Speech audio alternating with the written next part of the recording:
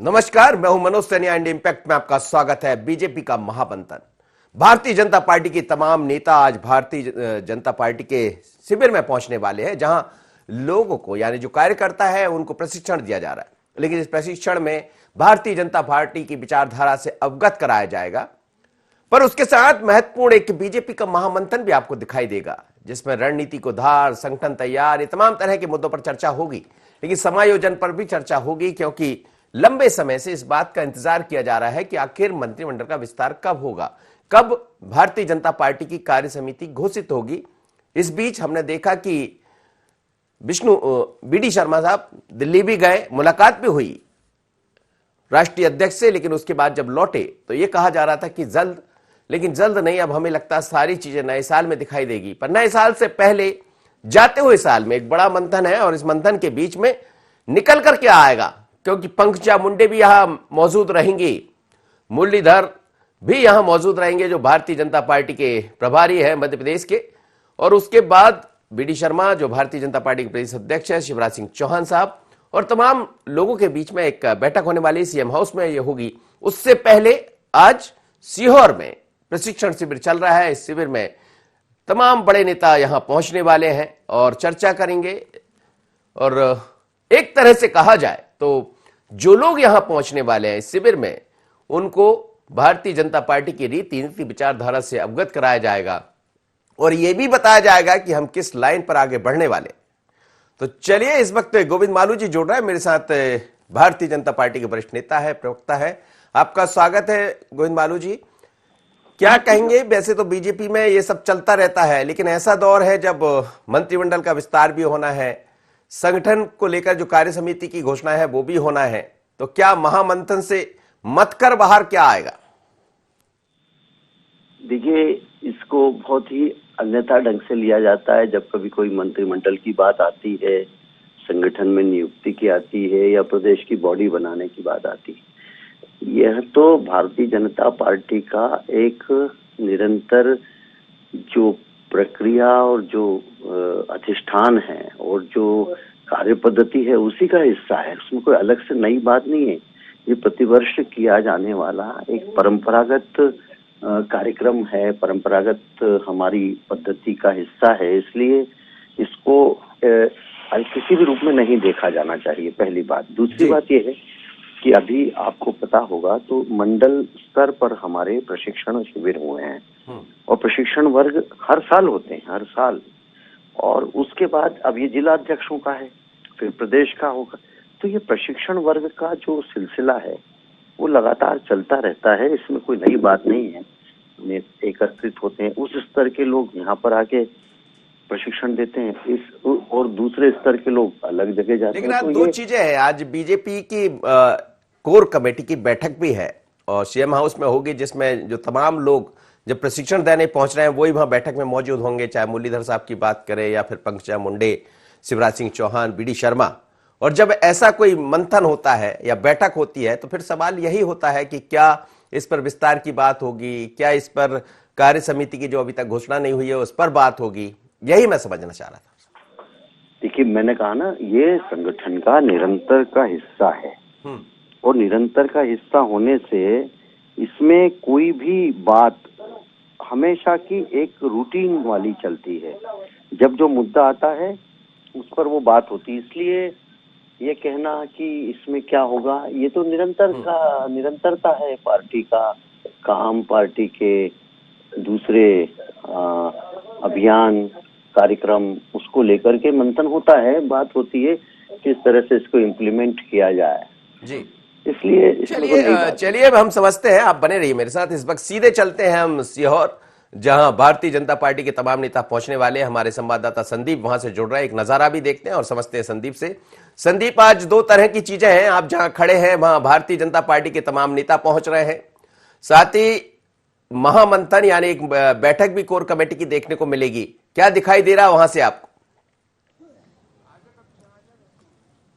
बिल्कुल, भारतीय जनता पार्टी के सारे दिग्गजों का पहुंचना यहां पर शुरू हो चुका है, क्योंकि बीजेपी के सभी जिले में जितने भी जिलाध्यक्ष हैं देश भर में, मध्य प्रदेश में, तो सभी जिलाध्यक्षों का ये प्रशिक्षण शिविर आयोजित किया गया है, जिसमें मुख्यमंत्री शिवराज सिंह चौहान, बीजेपी प्रदेश अध्यक्ष बी डी शर्मा और ज्योतिरादित्य सिंधिया भी इसमें शामिल होंगे। यानी कि भारतीय जनता पार्टी के और जो वरिष्ठ जितने भी पदाधिकारी हैं वो सारे इस प्रशिक्षण शिविर में शामिल हो रहे हैं। एक तरह से ये कह सकते हैं, हालांकि इसको महज प्रशिक्षण शिविर कहा जा रहा है और जो भारतीय जनता पार्टी की ओर से कहा जा रहा है कि हर साल ये आयोजित होता है, लेकिन जिस तरह से नगरीय निकाय चुनाव के पहले ये प्रशिक्षण शिविर आयोजित किया जा रहा है, तो ये कहा जा सकता है कि इसके माध्यम से 16 नगरीय निकाय चुनाव की जीत की आधारशिला यहां पर रखी जाएगी और यहां से रणनीति तैयार की जाएगी। जी संदीप, नजारा भी दिखाइए थोड़ा सा, यदि आप दिखा पाए कि किस तरह का नजारा है, क्योंकि भारतीय जनता पार्टी का जब भी कोई शिविर या जब भी कोई ऐसा कार्यक्रम होता है तो उसके नजारे कुछ अलग होते हैं, और आपके साथ कहीं कुछ हो तो उससे बात भी करिएगा। बिल्कुल, हम नज़ारा दिखाने की कोशिश करेंगे, क्योंकि फिलहाल तो ये बाहर का हिस्सा है, हॉल में जगह दी गई है, लेकिन हम कोशिश करेंगे। नज़ारा आप देख सकते हैं, नेताओं का पहुंचना शुरू हो चुका है। सामने ही एक हॉल है जहां पे पूरी व्यवस्था बनाई गई है। इससे पहले भी हमने एक खबर भेजी भी थी, जिसमें कि आपने देखा होगा कि हॉल फिलहाल अभी खाली था, लेकिन उसमें अभी व्यापक स्तर पे तैयारियां की जा रही थी। और अब एक एक करके नेताओं का पहुंचना यहाँ पर सिलसिला शुरू हो चुका है और नेता धीरे धीरे पहुंचने लगे हैं। ये माना जा रहा है कि करीब 11 बजे से ये प्रशिक्षण वर्ग शुरू होगा और इसका आगाज मुख्यमंत्री शिवराज सिंह चौहान के हाथों से होगा और बीजेपी प्रदेश अध्यक्ष बी डी शर्मा मौजूद रहेंगे। जी, आगाज अच्छा होगा तो अंदाज भी दिखाई देगा, लेकिन आगाज और अंदाज के बीच में एक बैठक भी है भारतीय जनता पार्टी की। इस बैठक को लेकर क्या चर्चा है शाम को?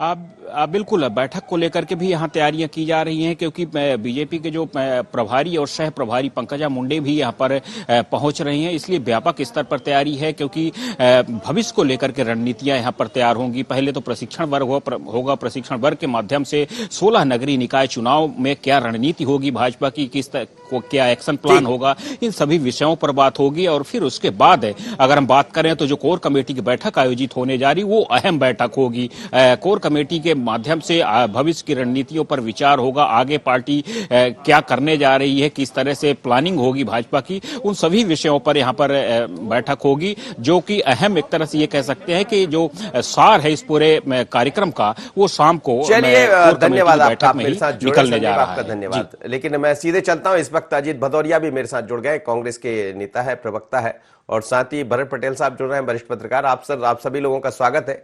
अजीत भदौरिया जी, भारतीय जनता पार्टी का महामंथन भी होगा, भारतीय जनता पार्टी का प्रशिक्षण शिविर, ये खैर एक विचारधारा हमेशा जो कार्य पद्धति रही उसके तहत होता है, लेकिन ऐसा दौर है जब नगरीय निकाय के चुनाव भी सामने हैं और आपके यहां अभी नेता तय नहीं हो पा रहा है कि बड़े नेता जो यहां रहेंगे या दिल्ली जाएंगे। देखिए, हमारे यहाँ नेता भी तय है, नीति भी तय है।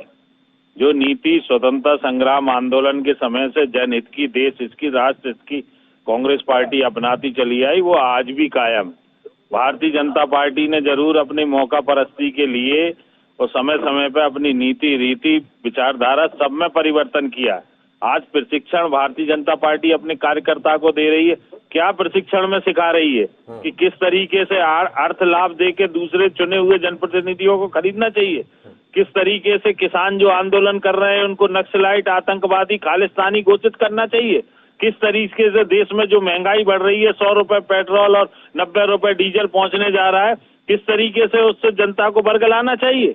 जनहित के मुद्दे छोड़ के सिर्फ उद्योगपतियों में जिस तरीके से सरकार खेल रही है उसका किस तरीके से नीति रीतियों का पालन करवाना चाहिए, ये प्रशिक्षण दिया जाएगा भारतीय जनता पार्टी कार्यकर्ताओं को। गोविंद मालू जी जी सुन रहे हैं आप?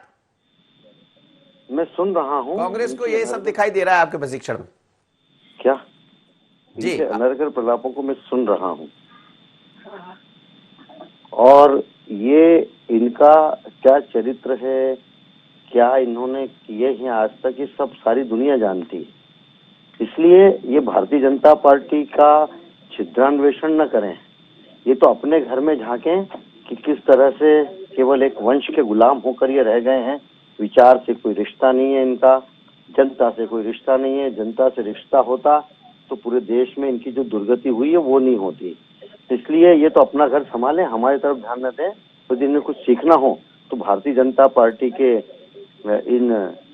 इस विचार प्रक्रिया में आए और हमसे आग्रह करें कि हमें सीखना है, हम इन्हें सिखाएंगे। लेकिन भ्रष्टाचार, कुशासन और किस तरह से अनाचार, ये इनके जीवन का सच है और इनकी पार्टी का सच है। इसलिए भारतीय जनता पार्टी तो एक विचार अधिष्ठान के लिए काम कर रही है और विचार के लिए भरत पटेल साहब जुड़ रहे हैं। सर आप बने रहिए मेरे साथ। भरत पटेल जी, आपका स्वागत है। लेकिन क्या कहेंगे, जिस तरह से भारतीय जनता पार्टी के भीतर कई तरह की चर्चाएं हैं, चर्चा ये भी है कि जब आज कोर ग्रुप की बैठक होगी तो उसमें शायद निर्णय हो जाए कि मंत्रिमंडल का विस्तार कब होगा। कार्य समिति आप देख ही रहे हैं कि लगातार टल रही है। कभी ये कहा जाता है कि दिल्ली में जाकर बात बन जाएगी, फिर दिल्ली से नेताजी लौट आते, बात नहीं बनती है। तो क्या आज बात बन जाएगी? जी अरुण पटेल साहब सुन पा रहे हैं मुझे? चलिए अरुण पटेल साहब से फिर जुड़ते हैं। अजीत भदौरिया जी जवाब दीजिएगा। वो कह रहे हैं कि आप यदि कहें तो हम आपको प्रशिक्षण दे देते, थोड़ा सुधर जाएंगे आप। देखिए, मालू जी बोल रहे हैं, भारतीय जनता पार्टी बोल रही है कि कांग्रेस पार्टी का जनता से सरोकार नहीं है। अरे कांग्रेस पार्टी का तो स्वतंत्र संग्राम में आंदोलन कांग्रेस पार्टी ने किया, तभी देश आजाद हुआ। नेहरू जी ने देश के प्रथम प्रधानमंत्री जो कांग्रेस के थे, IIT IIM की स्थापना की, एम्स की स्थापना की, तभी स्वास्थ्य और से उच्च स्तरीय शिक्षा पर मिली। अभी इंदिरा गांधी जी ने हरित क्रांति और श्वेत क्रांति लाया, जिसमें खाद्यान्न को लेके और दूध को लेके देश को सक्षम किया। Rajiv Gandhi ji computer, super computer बना के लाए। उन्होंने देश को संचार क्रांति प्रदान की। नरसिम्हा राव जी ने संचार क्रांति प्रदान की। मनमोहन सिंह जी ने मनरेगा ले आए, खाद्य सुरक्षा अधिकार में कानून लेके आए, स्वास्थ्य का अधिकार कानून लेके आए आम जनता के लिए। तो ये जनता के लिए किसने काम किए? जो 27 कंपनियां नरेंद्र मोदी जी भारतीय जनता पार्टी की सरकार बेच रही है, वो नवरत्न कंपनियां किसने बनाई? कांग्रेस सरकार में बनी, जनहितेश के लिए बनी। और जो कांग्रेस ने बहुत काम किया है, लेकिन कांग्रेस अभी कहां है, यही इसीलिए तो सवाल उठते रहते हैं जी। कांग्रेस अभी कहां है, इसीलिए तो सवाल उठ रहे हैं। कांग्रेस ने किया, हम कहां कह रहे हैं, ये तो बीजेपी कहती रहती है, लेकिन कांग्रेस ने काम किया है। हम नहीं कहते कि नहीं किया। आप जिन 9 कंपनियों, 9 रत्नों का जिक्र कर रहे हैं वो सच बात, लेकिन वर्तमान की भारतीय जनता पार्टी और कांग्रेस की बात करें तो कांग्रेस क्यों तमाम तरह की चीजों में सुधार नहीं कर पा रही? देखिए मनोज जी, आज हो सकता है परसेप्शन नेगेटिव बना हो कांग्रेस के लिए जनमानस में, ठीक है। कभी अंग्रेजों का राज था, अत्याचारियों का, अनाचारियों का राज था, दुराचारियों का राज था देश के इतिहास में। उस समय भी लोगों को ये लगता था कि यही लोग ठीक हैं, ये जो आंदोलन कर रहे हैं ये कभी देश को आजादी नहीं दिला पाएंगे, इनसे मुक्ति नहीं दिला पाएंगे। परंतु कांग्रेस जन आंदोलन के रास्ते पर चलती रही। आज 0 डिग्री टेम्परेचर पर देश की राजधानी के पे किसान बैठा हुआ है, वहां तो कोई चर्चा नहीं करने जा रहा है। तो जब ये चीजें, अगर कांग्रेस के बारे में परसेप्शन नेगेटिव है, उन किसानों के बारे में भी परसेप्शन नेगेटिव, सैनिक आवाज उठाए, सैनिक के बारे में नेगेटिव परसेप्शन फैला दिया जाता है, तो ठीक है, ये दौर कब तक चलेगा देखा जाएगा। ये दौर है, दौर बदलते चलते रहते हैं। अरुण पटेल साहब मेरे साथ जुड़े हैं। अरुण पटेल जी, आज 2 तरह की चीजें, एक तो भारतीय जनता पार्टी का मंथन भी होना है, कोर ग्रुप की बैठक है, लेकिन उससे पहले जो प्रशिक्षण शिविर है, हालांकि ये बीजेपी की एक कार्य पद्धति का हिस्सा होता है, लेकिन क्या ये माना जाए जब महामंथन यानी बैठक हो रही होगी तो आज चाहे मंत्रिमंडल विस्तार की बात हो, कार्य समिति जो हमेशा उलझती रही है, कभी दिल्ली जाते हैं वीडी शर्मा जी, कभी लौट आते हैं, लेकिन बात नहीं बन पा रही, तो क्या आज बात बनने की उम्मीद करें? नहीं, एक तो ये है कि इस प्रकार के मंथन जो हो रहे हैं उसमें कभी भी मंत्रिमंडल विस्तार या नहीं, उसकी बात मैं नहीं कर रहा हूँ, उसके बाद एक बैठक होगी, उसकी बात, दोनों चीजों की आप मिला के बात करो जी। नहीं, यदि उस बैठक में 3, 4, 5 लोग होंगे तो ही चर्चा हो पाएगी, और यदि ज्यादा लोग होंगे तो फिर नहीं हो पाएगी चर्चा। मेरा मतलब कि संगठन महामंत्री हों, प्रदेश अध्यक्ष हों, मुख्यमंत्री जी हों, सिंधिया जी आ रहे हैं वो हों, और 1-2 लोग और हों, उसके अलावा ज्यादा लोग।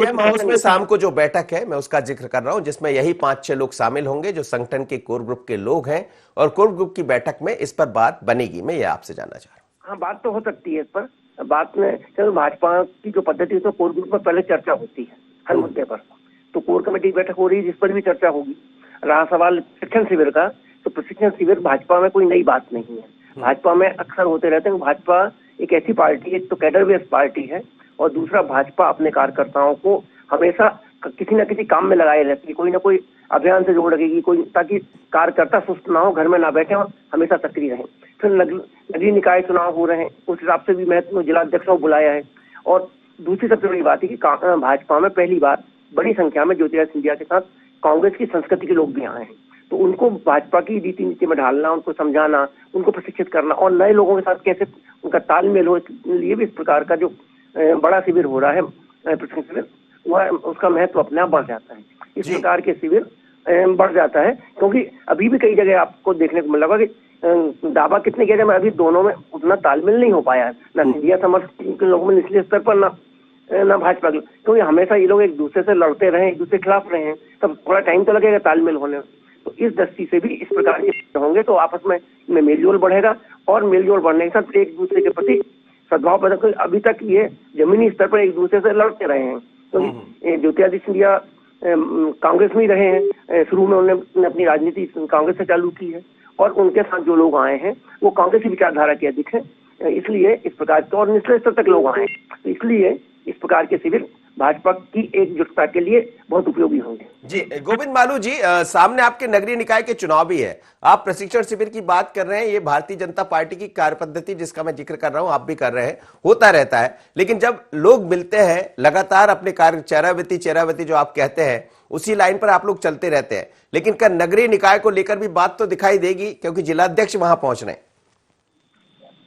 नगरीय निकाय तो ये चुनाव के लिए तो हम हमेशा ही तैयार रहते हैं, कभी भी चुनाव हो जाए, क्योंकि हमारी मशीनरी, हमारा जो ये कार्यकर्ताओं का जो संगठन है वो हमेशा चार्ज रहता है।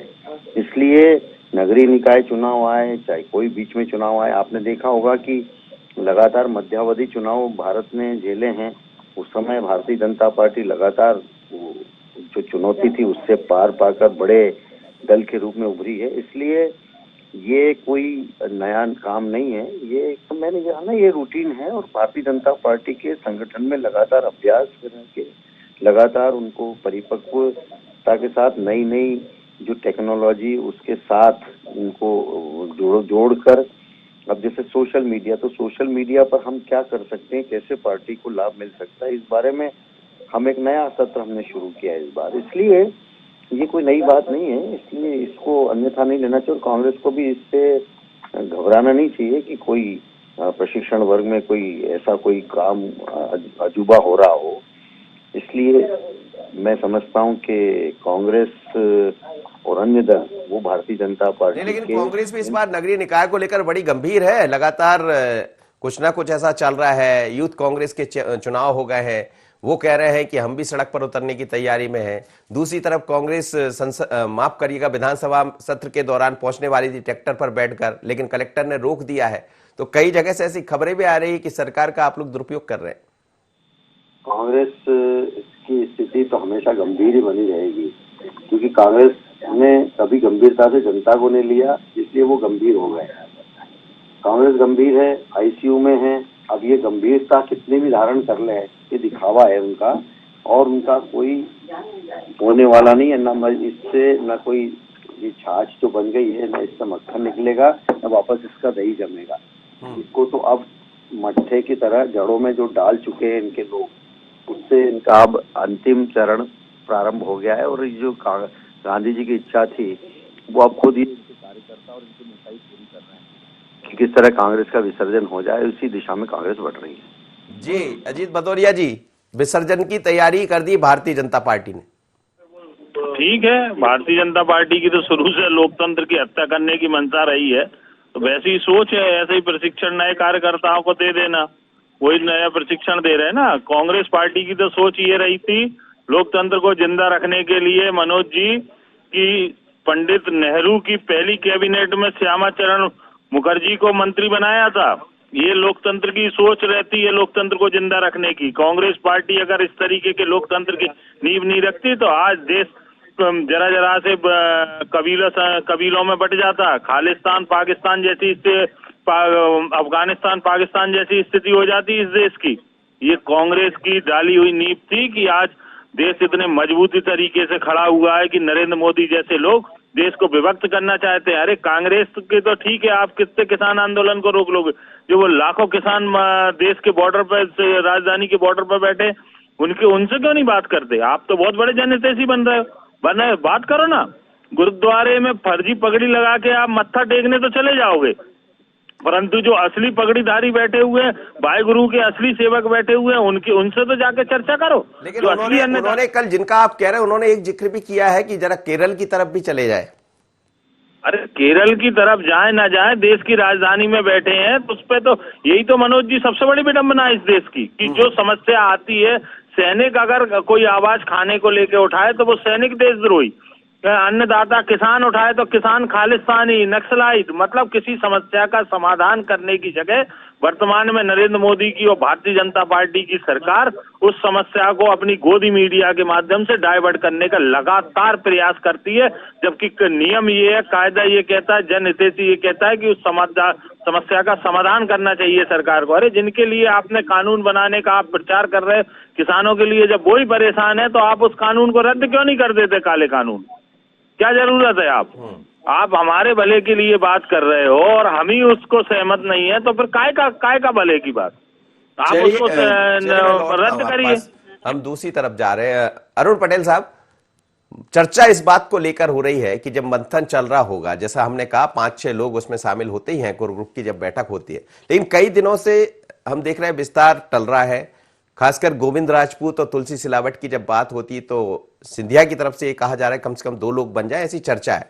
लेकिन ये भी बीच में चर्चा आ गई है कि फ्री हैंड दे दिया गया है शिवराज जी को। तो क्या ये माना जाए कि मंथन में मंत्रिमंडल विस्तार के साथ विभाग वितरण में, ये विभाग को लेकर जो कहा जा रहा है कि विभाग बदल सकते हैं, ये सब कहीं ना कहीं बीजेपी के अंदर भी मुश्किल बना हुआ है? निश्चित रूप से जो नए लोग आए हैं, जिनको पहले विभाग दे दिए हैं, उनसे लेकर दूसरे को विभाग देंगे तो उसमें थोड़ा बहुत समय लगता है, खींचतान की स्थिति पैदा होती है, वो पैदा ना हो इसलिए भी उसमें समय लिया जा रहा है, चर्चाएं के दौर चल रहे हैं। दूसरा ये मुख्यमंत्री का विशेष अधिकार है कि मंत्रिमंडल का विस्तार कब करें और किस दिन करें, और इसलिए मंत्रिमंडल के विस्तार के बारे में अंतिम निर्णय मुख्यमंत्री को करना है। और कल की बैठक के बाद भी ऐसा लगता नहीं कि अभी मंत्रिमंडल का विस्तार जल्दी होगा। मंत्रिमंडल का विस्तार अगले साल पर ही जा सकता है, नए साल में, क्योंकि अभी विधानसभा का सत्र हो रहा है सोमवार से, तो विधानसभा सत्र के पूर्व तो मंत्रिमंडल का विस्तार हो नहीं सकता। और यहाँ तक गोविंद राजपूत उनके बारे में क्या बात हुई है, ये सिंधिया जी और वही बता सकते हैं शिवराज जी। लेकिन जैसी चर्चा चल रही कि इसके अलावा भी 2 और लोगों को मंत्री बनाने की बात चल रही है, और इसलिए शायद मामला अटक जाएगा। भाजपा के लोगों को भी एडजस्ट करना है, और वो सब विधानसभा अध्यक्ष उपाध्यक्ष के नाम से हो जाएंगे, संगठन की सूची बन जाएगी, उसके साथ ही आसपास ही मंत्रिमंडल का विस्तार होगा। कार्य समिति की देरी वजह क्या नजर आ रही है आपको? कार्य समिति की जी नहीं, कार्य समिति जी में भी वही तालमेल की स्थिति आ रही होगी, कई नाम आते हैं जा रहे हैं, तो उनको भी बहुत से नए लोगों को भी एडजस्ट करना है, किसको कहाँ करना है। पद कम है और दावेदार बहुत ज्यादा है, वही इसलिए मंत्रिमंडल के विस्तार की है कि मंत्रिमंडल में ज्यादा लोग लेने की गुंजाइश नहीं है, बहुत कम है, और उसमें सारे लोगों को, क्षेत्रों को भी करना है। विभिन्न प्रदेश की मांग अलग है, महाकौशल की उपेक्षा की मांग अलग हो रही है, मध्य भारत से कुछ लोग मंदसौर वगैरह से और इच्छुक हैं। तो ऐसी स्थिति में जब एक अनार 100 बीमार की स्थिति हो तो इस प्रकार का टाइम लग जाता है, मतलब। लेकिन इसमें टाइम बहुत ज्यादा लग गया, ये सही है। और अब स्थानीय निकाय के चुनाव आ रहे हैं, नगरीय निकाय के, तो उसके पहले कार्यकारिणी बनाएंगे या नहीं बनाएंगे, असंतोष के माने वो भी टल जाएगा, भी कह नहीं सकते, तो नया असंतोष पैदा ना हो। गोविंद मालू जी, आप खुद वरिष्ठ नेता है, आप रहे हैं संगठन में हैं, आप समझते संगठन को, लेकिन संगठन की कार्य समिति बार बार टल रही, कभी दिल्ली जाना पड़ता है, फिर कहते कि आज चर्चा हो जाएगी। गड़बड़ कहाँ हो रही? क्या सिंधिया के लोगों के आने से ये दिक्कतें पैदा हो रही है और इसीलिए मंत्रिमंडल का विस्तार भी रुक रहा है? कुछ नहीं है, हमारे यहाँ अभी प्रशिक्षण वर्ग चल रहा है, उसके पहले चुनाव से निपटे हैं, और हमारे यहाँ तो लोकतांत्रिक ढंग से सब लोग विचार विमर्श करके ही निर्णय लेते हैं। कोई वंशवादी परंपरा नहीं कि मैडम ने पलकें झुका दी तो अध्यक्ष हट गया, मुख्यमंत्री हट गया, मैडम ने पलकें ऊपर कर दी, फिर बोले युवराज आ रहे हैं। हमारे पास बहुत विकल्प हैं, इनके पास केवल युवराज, मैडम और राजकुमारी, इसके अलावा कोई नहीं है। आपके यहाँ भी तो एक महाराज आ गए। भारतीय जनता पार्टी में ये सब चीजें मंथन के बाद होती है, जो उसमें से अमृत निकलता है। चलिए, तो आज अमृत निकलेगा, ऐसी उम्मीद है, कर सकते हैं। आप सभी मेहमानों का धन्यवाद। लेकिन भारतीय जनता पार्टी का महामंथन होने जा रहा है, शाम को एक बैठक होगी। इस बैठक में पंकजा मुंडे के साथ शिवराज सिंह चौहान, मुरलीधर राव और भारतीय जनता पार्टी के प्रदेश अध्यक्ष शामिल हो सकते हैं। कहा यह भी जा रहा है कि कैलाश विजयवर्गीय भी शायद इसमें पहुंचे, लेकिन उससे पहले प्रशिक्षण शिविर है और तैयारी इस बात को लेकर है कि नगरीय निकाय चुनाव के मैदान में अब जाना है। और बीजेपी हमेशा इस बात को लेकर चलती है कि किसी भी तरह कार्यकर्ता को व्यस्त रखे ताकि वो जुड़े रहे पार्टी की विचारधारा से, पार्टी के कार्य पद्धति से और आगे बढ़ते रहे। लेकिन इन तमाम तरह की बातों के बीच में क्या ये संभव हो पाएगा कि नए साल में नई टीम नजर आ जाए? आज इतना ही, मुझे दीजिए इजाजत, बने रहिए IN24।